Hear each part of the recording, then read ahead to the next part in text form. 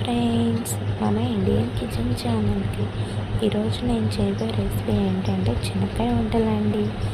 ఇది నేను first of all ఒక కడాయి తీసుకున్నాను. కడాయి హీట్ అయ్యాక కప్పున్నర బెల్లం తీసుకున్నానండి.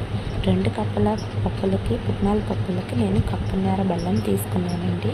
దీంట్లో కొన్ని వాటర్ యాడ్ చేశానండి.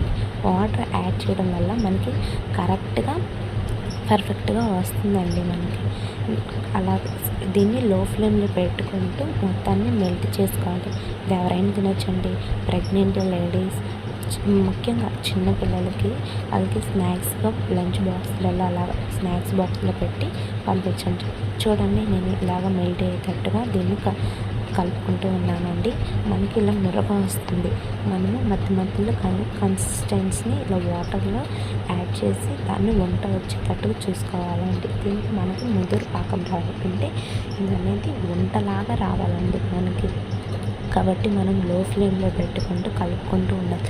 మనం కలుపుకోకుండా ఉంటే దాన్ని అడుగు అనేది మాడిపోతుందండి. నేను మళ్ళీ చెక్ చేసుకుంటున్నానండి.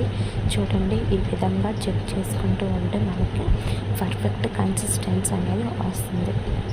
చూడండి, నాకు మళ్ళీ ట్రై చేశానండి, రాలేదు. ఇలా మెల్ట్ అవుతూనే మనకు బాగా మెల్ట్ అవుతూ చూసుకోవాలండి. లేకపోతే మనకు అనేది నేను ఇది మీకు పర్ఫెక్ట్ కొలతలతో చూపించానండి. కాబట్టి మీరు కూడా పర్ఫెక్ట్ కొలతలతో చేసుకుంటేనే ఇలా.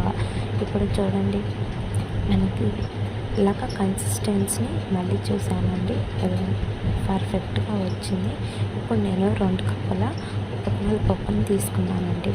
పుట్నాల పప్పులు 2 మనం కలుపుకుంటూ ఉండాలి. లేకపోతే సపరేట్ అయితే వంట కట్టేస్తుందండి. కాబట్టి మనం రెండింటిని కన్సిస్టెన్సీ 2 బాగా కలుపుకోవాలండి. లేకపోతే బెల్లం పప్పులో ఉండిద్ది. 2 కలిసిపోయేటట్టుగా పర్ఫెక్ట్గా కలుపుకొని ఇలా నేను ఈ వీడియోలో చూపిస్తున్నట్టుగా కలుపుకోండి.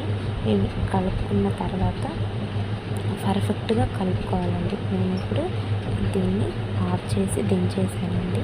మనం ఆయిల్ కానీ యాడ్ చేసి ఇలాగా నేను చూపిస్తున్న విధంగా పర్ఫెక్ట్గా సైజుని ముక్కలు చేసుకుంటే మనకి. Thank you.